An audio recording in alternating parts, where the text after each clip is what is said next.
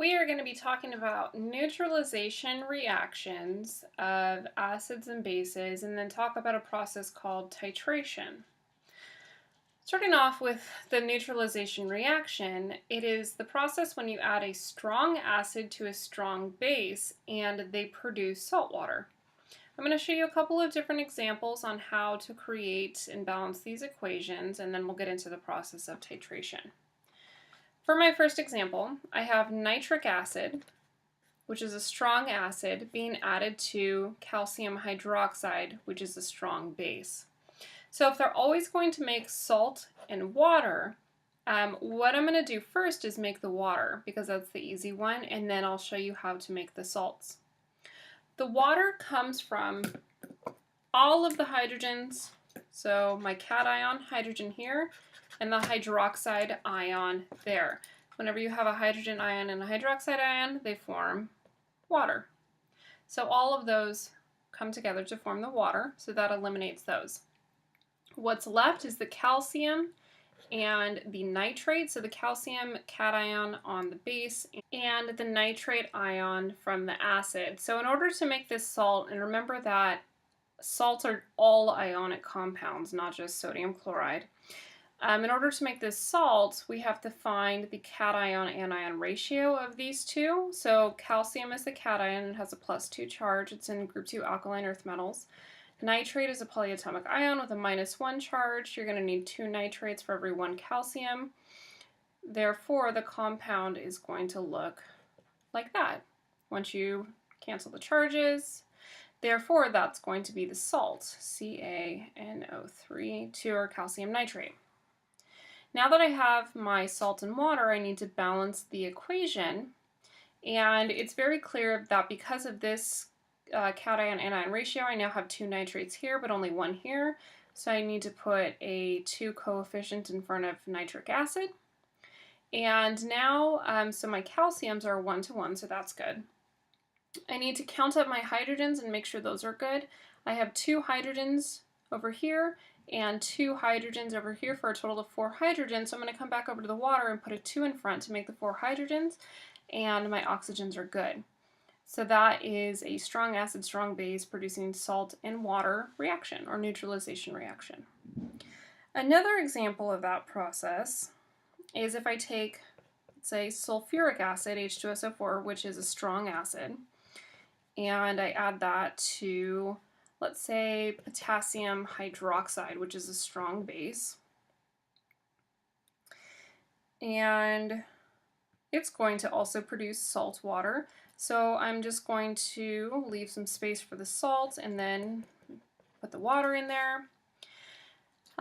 So the water is going to be formed from the hydrogen and the hydroxide again, which means that I'm left with the cation potassium, which has a +1 charge, and then sulfate, which has a -2 charge. That means I'm going to need 2 potassiums for every 1 sulfate.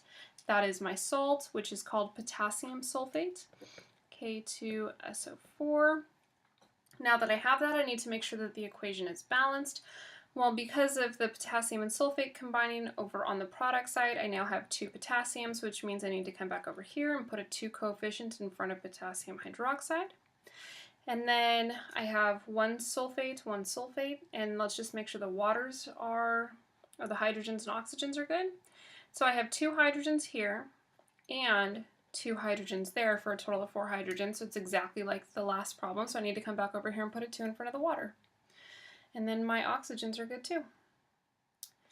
I'm going to show you one more example, which is going to be a simpler example. So I'm going to take hydrochloric acid, again a strong acid, add that to sodium hydroxide, which is a strong base, and in this case there's the 1 hydrogen and the 1 hydroxide, which is going to form the water, so I'll just put that over here already. And then that means that I have the sodium and the chlorine. Sodium has a +1, chlorine is a -1. It's a 1 to 1 ratio. This one is going to produce table salt and water.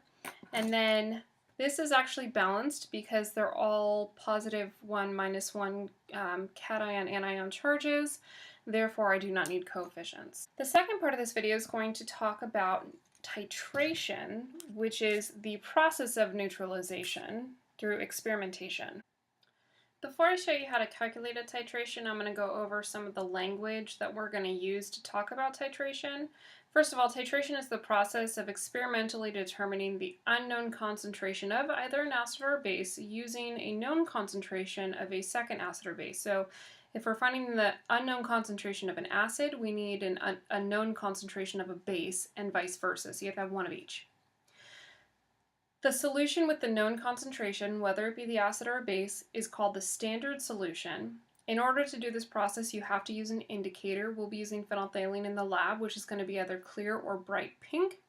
A couple other terms that we need to know besides standard solution, titration, using an indicator. The point at which the indicator changes color is the end point, and the point where solutions contain equal moles, this is the most important part, is called the equivalence point. So I have here a little graphical representation of what a titration looks like. This is showing that we're starting out at a low pH, which means that we're starting out with a solution that's acidic.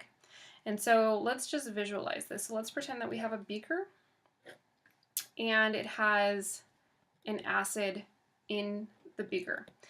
The process of titration is adding the opposite to the acid. So we're going to add a base to the acid in order to undergo a neutralization reaction. At a certain point, at the equivalence point, there will be equal moles of acid and base in the solution, which should be associated with the end point, and we can use that to calculate the unknown concentration of the acid. So let's say that we add this much base to the acid solution. They mix together.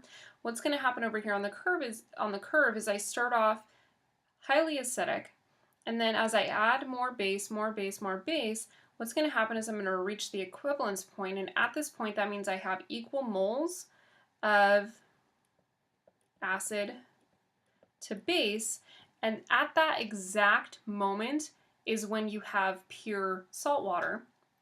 And you notice that on this graph it's associated with a certain pH, and then you continue up on the graph and all of a sudden it levels out, and it ends up at an alkaline pH above the equivalence point, and that's probably because you added too much base.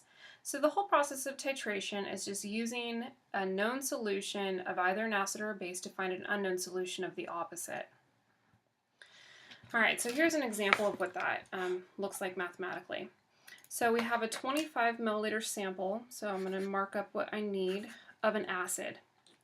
It's placed in a flask and it has an indicator in it, and I add 32.6 milliliters of a 0.185 molar sodium hydroxide solution, and when I add exactly that much of this concentration, it reaches the end point, which is the point where the indicator changes color, which means that I have enough acid and base in the sample to have reached the equivalence point, and I can find the concentration of the unknown acid.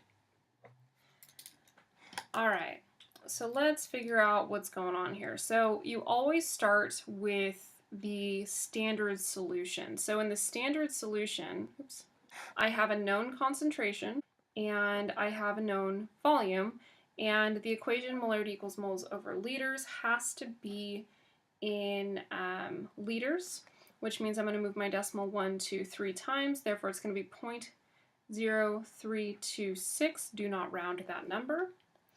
And I can solve for moles, and the reason why I want to solve for moles is, if you remember up here at the equivalence point, I have equal moles of acids and bases, so the key is to find the moles of the base so I can find the moles of the acid. So in order to solve for x, which is the moles of the standard solution, I take my volume, multiply it by my concentration, and I get 0.006031. Again, we are not rounding these numbers. So this is the moles of the sodium hydroxide. And here's the thing, let's revisit the neutralization reaction, which is basically what we're doing. So in this problem, we have an unknown acid, which is hydrochloric acid, and a known base, which is sodium hydroxide. So it's this equation, which is balanced. And if you notice that there's a 1 and a 1 here, that means that 1 mole of acid neutralizes 1 mole of a base. So it's a 1-to-1 ratio according to this equation. If we were using a different equation, it wouldn't be so, but this is a 1-to-1.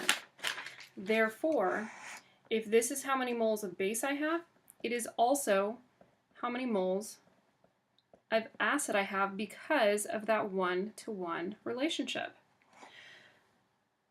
I have the volume of the acid as well, and in order to calculate the concentration, all I need to do is divide this by 0.025 liters, and I get the concentration of my acid, 0.24 molar. And that's it.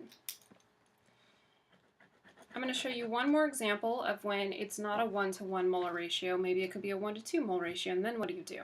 Here's an example that shows, so what's the volume of a 0.115 molar sodium hydroxide, so in this case we're solving for the volume of the base, would neutralize 25 milliliters of 0.016 molar sulfuric acid solution. We already have this neutralization reaction from when I went over those reactions earlier. So you have sulfuric acid plus 2 moles of sodium hydroxide produces 1 mole of sodium sulfate and 2 moles of water.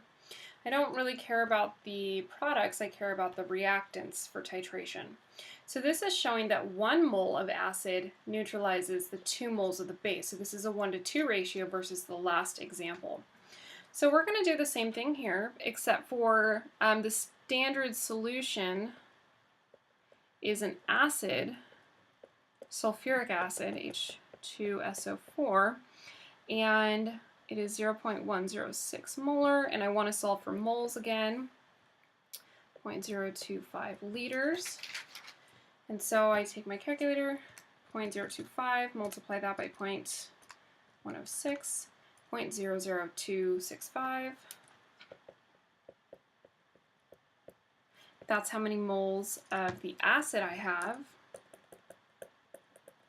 And in order to find how many moles of the base, I'm going to set this up into a little T-chart. And I know for every 1 mole of acid, H2SO4, I produce 2 moles of the base, or sodium hydroxide. And I put this on the bottom so that these moles of moles of sulfuric acid would cancel out. I'm left in what I'm looking for, so then I need to multiply this number by 2. And that means that I have 0.0053 moles of the base. And the volume back up in the problem is what we're solving for. And I'm given the concentration, so we're solving for liters down below. And I have 0.115 molar. Well, to solve for volume, I need to take the moles divided by the molarity. So I'm going to divide that by 0.115. And the volume is going to be 0.046, or 46 milliliters. So you can solve for any of the variables as long as you know that, how to properly use the mole ratio in order to get from moles of one compound to moles of the second.